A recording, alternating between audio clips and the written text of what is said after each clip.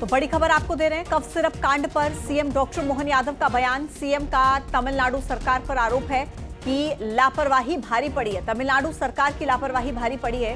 तमिलनाडु की लापरवाही की कीमत हमने चुकाई है। जहां की दवा कंपनी उसकी जिम्मेदारी होनी चाहिए। हमारी सरकार किसी को छोड़ने वाली नहीं है। ये बयान मुख्यमंत्री की तरफ से दिया गया है। छिंदवाड़ा में बच्चों की मौत का आंकड़ा 22 तक पहुंच गया है और ऐसे में कफ सिरप कांड को लेकर मुख्यमंत्री का ये बयान। आरोप लगाया तमिलनाडु सरकार पर, कहा कि लापरवाही तमिलनाडु सरकार की थी। जहां की दवा कंपनी उसी की जिम्मेदारी और तमिलनाडु की लापरवाही की कीमत चुकाई है। हमारी सरकार किसी को छोड़ने वाली नहीं है। हमारी पुलिस ने आज वहाँ जाके दबोचा भी, लेकिन तमिलनाडु सरकार के द्वारा जिस प्रकार से पूरी सहयोग करना चाहिए उसमें वो सहयोग नहीं कर रहे हैं। वहाँ के ड्रग कंट्रोलर जो एक्सेस वहाँ उनका अमानक प्रकार की दवाई प्राप्त हुई, उस दवाई पे उसकी प्रॉपर तरीके से जांच होकर उसकी रिपोर्ट आ जाए।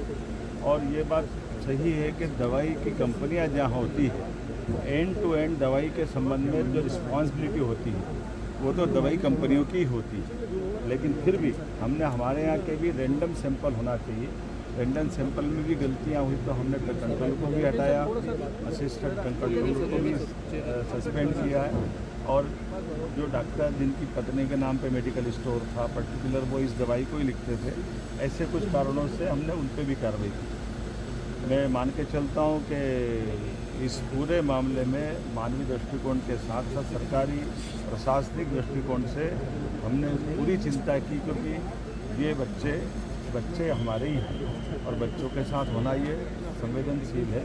लेकिन ये मैं मान के चलता हूँ कि जहाँ कंपनियाँ ऐसी जो भी प्रोडक्ट बनाती हैं वहाँ की सरकारें ठोस कदम उठाए और प्रॉपर कार्रवाई करें।